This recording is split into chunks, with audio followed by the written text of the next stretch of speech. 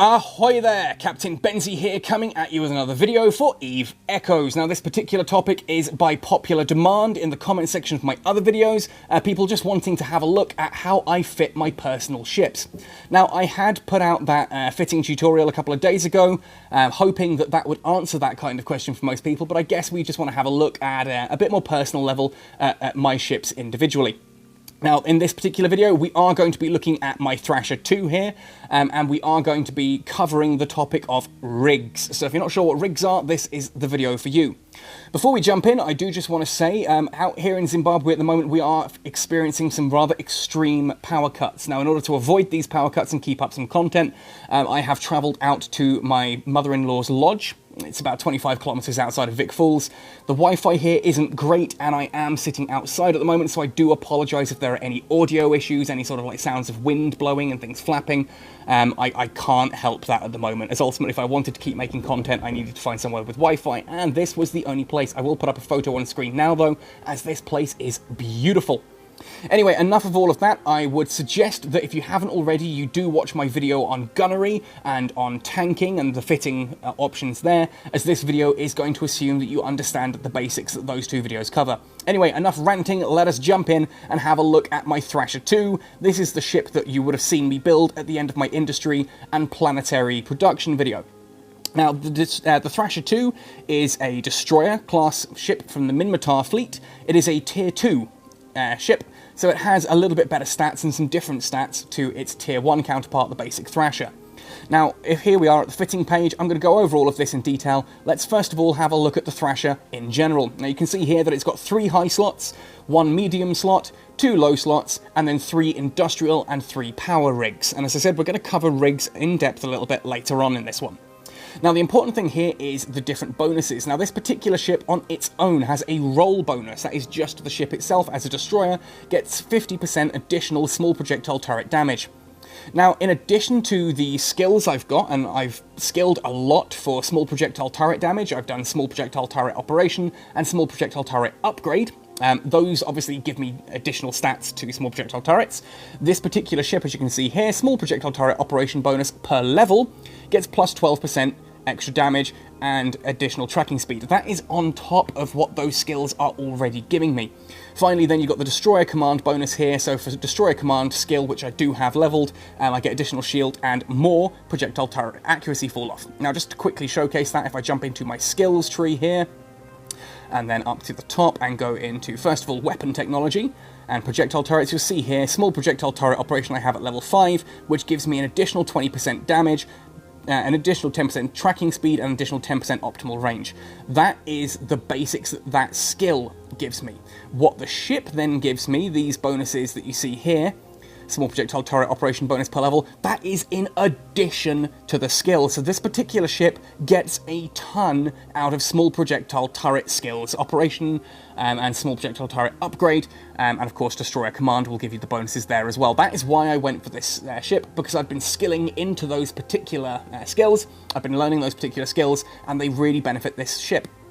And you can see here, the damage output on this is 191.42 DPS. When this ship arrives in an asteroid belt and spots a Venture, I can usually kill a Venture 1 or a Venture 2 in a single volley. At the very least, 2 volleys is usually enough to kill anything of a similar size, so like frigates and destroyers. I can take out cruisers often in only 3 or 4 volleys with this. It is an absolutely filthy ship, both for PvE and light PvP. Now, how have I equipped this? Well, starting off obviously with the high slots, I've just gone here for the Mark V 280mm howitzers. Only Mark Vs, they're all I need, they're not overly expensive, which means if this ship gets blown out of the sky, I don't worry too much. Again, you can see, as per my previous video, 8.05 kilometers optimal range and an 8.75 kilometer accuracy fall off. Fairly low tracking speed though, so you do want to keep range. And I've just gone literally for 3 of these. Now, these are fairly hefty guns. They do have a rather large power grid requirement here, and when you put those onto a ship like this, so they do eat a bit of your capacitor. Now, that's where my mid slot comes in. Now, for me, I like to go here with the Mark III Small Energy Nosferatu. Now this thing saps your opponent's capacitor. It allows me to reduce their capacitor while feeding mine. It's like Nosferatu, it's a vampire. That's the point. I'm sucking it out of theirs and adding it to mine. Now that I'll explain a bit more later, but just understand that that's my mid slot.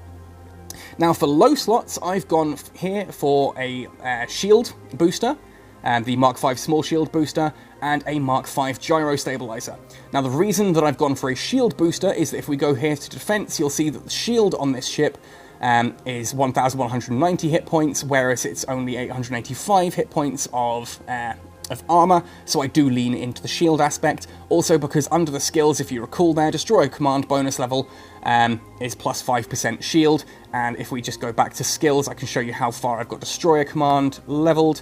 It's not on this page, no, let's have a look. Cruising Technology, Destroyer Command, I've got fully at level 5, and I've got Advanced Destroyer Command up to level 4, which is giving me additional stats there.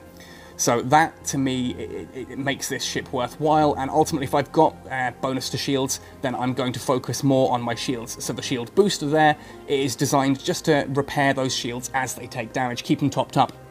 Now with the Energy Nosferatu going, I can pretty much keep that small shield booster going indefinitely. So as long as the shield booster is repairing the shield faster than the damage I'm taking, I can take damage indefinitely.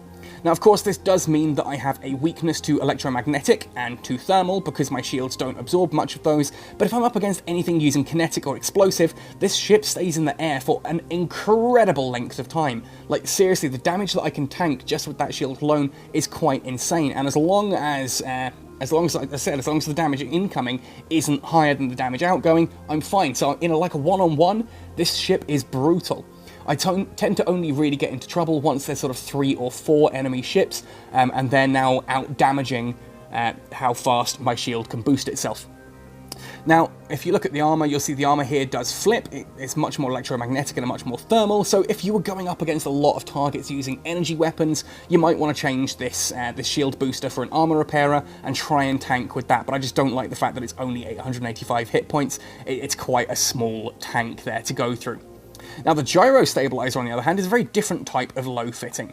Now what you'll see here is that this thing, when you activate it, essentially increases the damage that my projectile turrets do. So yes, once again, I am going for that alpha strike of projectile turrets. You can even overheat this by double tapping it, and it'll do like a boosted effect, but it has a longer cooldown. And can break the module itself. But this, basically, you can see here, damage modifier bonus and bonus adjustments are 5% and 7.06. It's a 20-second duration, and it's 60 seconds before I can use it a second time.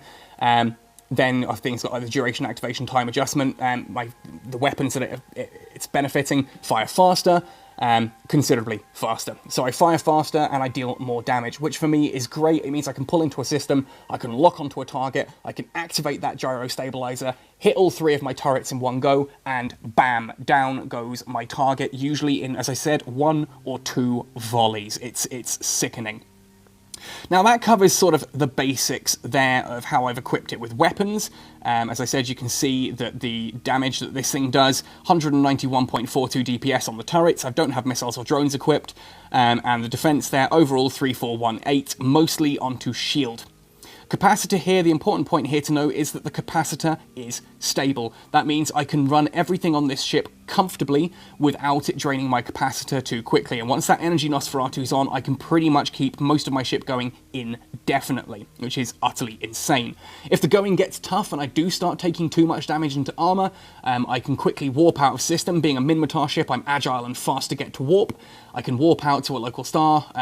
I often jump to a planet or to a station or whatever is just closest to what I'm looking at. Jump to that, I can get out, I can heal up, I can turn around, I can jump back into combat again with whatever I'm targeting.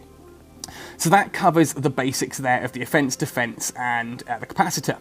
But what about rigs? I want to talk about rigs a bit more at length in this video. So what are they?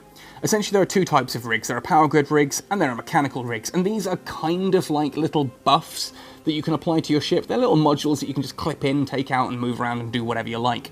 Now, power grid rigs if we have a look at those, I don't have any of these. I've been spending so much money recently doing stuff for these videos that I haven't had a chance to really go mining and doing crazy stuff to make myself a load of money. So I am quite poor. I don't have enough money to buy myself rigs, but I can still showcase them. Now, there are different types of rigs. Now, for a ship like the Thrasher here, because I am going for as much damage as I can, and based on those turrets, I can go into weapon rigs. I can get rid of hybrid and energy because I don't care about those. I'm projectile, and I'm all about the projectiles. Here you can see the first rig on the list here is a Projectile Collision Accelerator. That gives a 12.5% damage modifier bonus to all projectile turrets, which you can sense the theme I'm going for here. This is what I would ultimately go for as one of those slots on the power grid rigs, and you can see here that they're currently going for anything upwards of 5 million ISK. These things are not cheap. So if you can get the parts to make some rigs, put them on the market cheaper than these guys, you're going to make a killing, because rigs are super powerful. Now, you can also look at things here like the ambit extension, which increases the accuracy fall-off, so you can go at longer range if you want to. The burst aerator is duration or activation time adjustment. This is really good for things like howitzers, because it means they do fire significantly faster. Minus 7.5 reduction on something like an autocannon that fires fairly quickly anyway doesn't really do much, but if it's an 8-second, or in the case of some of the bigger howitzers, like on my Stabber, the medium howitzer turrets, crikey, those things have a really long cooldown. That 7.5% makes a big difference on those.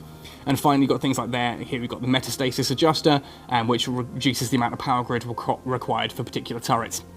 Now, for me, if I had my dream option here, I'd be going for a Projectile Collision Accelerator and a Burst Aerator. I'm not so worried about the ambit or the metastasis, just because they're not particularly useful. But of course, there are other things we can do as well. You go into things like the integrated rig, and you can have a look at these and see the different things that those can do for your ship. So things like increasing the targets, target tracking, that kind of thing. Defensive rigs you can have so that your shields boost faster, or charge quicker, or just have more shields. And you can do that, of course, with armor as well if you scroll further down this list. So it's kind of up to you how you want to outfit it. I quite like my Thrasher to be a major alpha strike ship, to kind of come out of warp, target something and blow it out of space really quickly. But you could look at something here and go, right, okay, so for example, we know that the Thrasher's shields do not absorb any form of electromagnetic shots, and electromagnetic energy goes straight through my shields. So, if we look at something like an anti-electromagnetic screen reinforcer, you'll see that that will increase my shield damage resistance for electromagnetic damage by 30%. I'm suddenly going to be absorbing 30% of shields, and that is quite a significant boost. Now, of course, I can have 3 power grid rigs. I can also have 3 mechanical rigs. Now, these are somewhat less useful, I find, at this point in time on something like a destroyer. Instead, you're going to be looking at these mainly on things like ventures, so I will cover those in more detail later on. Certainly things like the industrial rigs, you'll see that those are minor efficiency stats and stuff like that. Navigation rig as well. These are things that you can use to like boost your micro warp drives and things like that. So if you need to use a micro warp drive to get close to an enemy quickly, this is a great way to do it, and those rigs will allow those to work better. Just have a look at the different stats of these different things here. Like here you can see a cargo hold optimization rig gives you additional 50% cargo hold capacity. Again, I'll cover that more when I do a video on how I fit my venture, and including the rigs there. But just note, I've had some people asking, like, the cargo hold for my ship's not quite as big as I'd like it to be. If it's got rig slots, mechanical rigs, things like cargo hold organization rigs can really help you with that, and that's so useful. Now, of course, as well, you can go into engineering rigs if you're finding that the stuff you want to put on your ship, you don't have quite enough capacitor for it. You can go into engineering, and there we are. There's a capacitor bonus rig. Capacitor control circuits means that your capacitor recharges faster. Ancillary current routers mean that you get an extra to your power grid, that kind of thing. All of these are just little boosters that you can clip onto your ship. They don't take up any power grid or anything like that, they just take up the rig slots, so there is no downside as far as I can tell for having all 3 equipped into your ship. As I said, I don't have any on this particular one, but I would be going for things like capacitor recharge rate, just to make sure that that really stays topped up. Along with things like on the other side, I'd have shield boosters and add like extra turret damage just to really drive home what this ship is all about. And that basically is it. That is my Minmatar Thrasher II, and that is how I would have it equipped. As a quick point, there is just one other thing I want to talk about, just a very quick tip that's been given to me that I hadn't actually even figured out myself, so I just need to undock very quickly to showcase this, and it's just some basic navigation bits and pieces that I can show you whilst we're outside the station here in regards to fitting. Now, I'm just waiting for this to load. As I said, the Wi-Fi out here isn't overly great, so I do apologise for the delay here, and I know I'm talking a lot, but here we come. We are just undocking from Masper, so let's zoom in, just because I like to have this here. Now, when my heads-up display fully loads, of course, you'll see that I have my various different weapons at the bottom there. Here they are, all loaded up nicely. Now, it's very rare that I want my 3 turrets to target different things, so leaving it like this is kind of pointless. What I can do is if I long press on that, you can see the stats, but if I sort of press and drag, I can stack these together. That now means I have all 3 turrets there in the one little module node, so I can just tap that once and bam, it'll fire and activate all 3 turrets. I also like just to have these 2 swapped around as the gyro stabilizer. Obviously it's closer to the turret, it works in tandem with the turret. I tap that and then I tap the turrets to blast something quickly. Energy Nosferatu is one of those other things that I just kind of tap when I can. So having all those 4 down there like that is a nice, easy way for me to just jump into a combat situation, and I tap those. I can open up the overview. I can tap Easy Lock to immediately lock onto whoever. For example, like Evil Comes here, it says no lockable targets. Obviously I can lock on, I just can't shoot because I'm in high security. I can lock on there, and then I just tap my my gyro stabilizer, my Nosferatu, and then my turret, and bam, away we go. Anyway, let's unlock there before I do something silly. Although I don't think you actually can at this point. In the beta, you can't attack anyone in high security, which is kind of sad, but there we go. Anyway, that really does cover everything that I wanted to say about my Thrasher II, how I outfit it, and what I do with it. So that, I do hope, answers the question where people have been asking, you know, how do you outfit your ships? This is how I do my Thrasher II. And if you guys do enjoy this, I'll show you how I've equipped my Stabber and how I've equipped my Venture at a future date. Anyway, folks, thank you ever so much for watching. If you enjoy this, do leave a like on the video, comment below if you've got any questions, or just to let me know thanks. You know, it's always nice to hear how you guys are getting on with all of this. Let me know what you load out your various different ships with. I'm always curious to hear, especially since I use Minmatar almost exclusively. I'd love to know how you Caldari and Amar pilots fit out your ships. It'd be good to know. Anyway, happy sailing, folks, and see you in New Eden.